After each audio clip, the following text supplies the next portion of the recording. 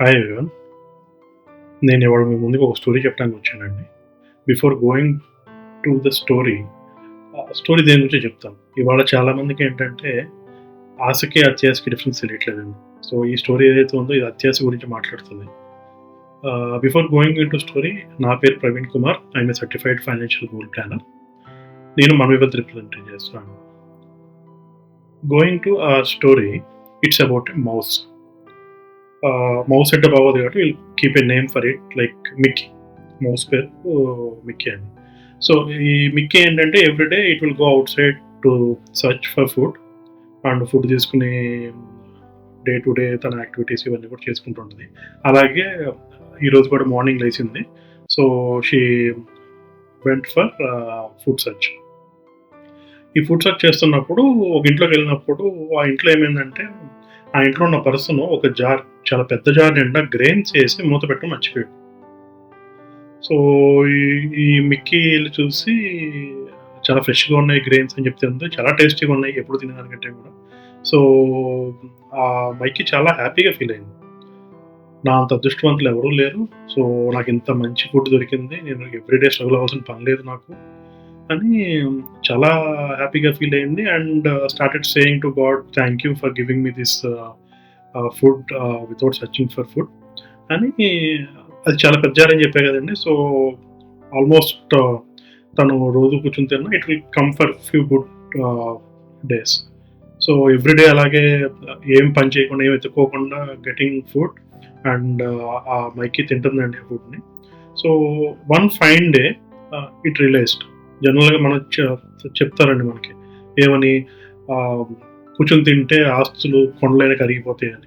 So సిమిలర్గా అండి ఈ కేసులో కూడా ఏమైందంటే, ఎప్పుడైతే ఈ మౌస్ కూర్చొని తింటా ఉందో దాంట్లో కంటెంట్ తగ్గిపోతూ ఉంది.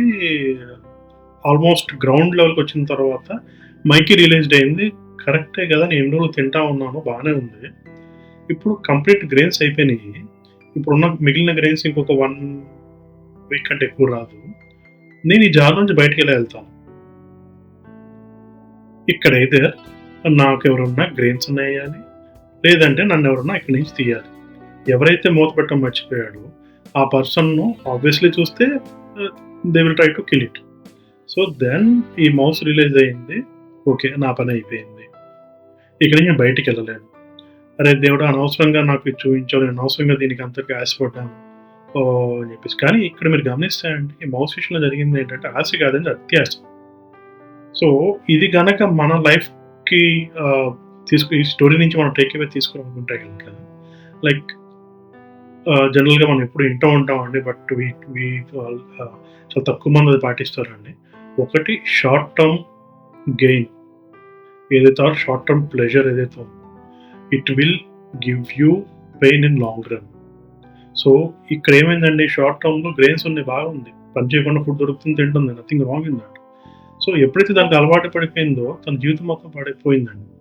సో దీని నుంచి మనం ఇందాక చెప్పిన టేక్ అవేస్ ఏంటంటే, if you want to get a output from this to our investment thing, చాలామంది బయట అండి we're so greedy to get or to double our money.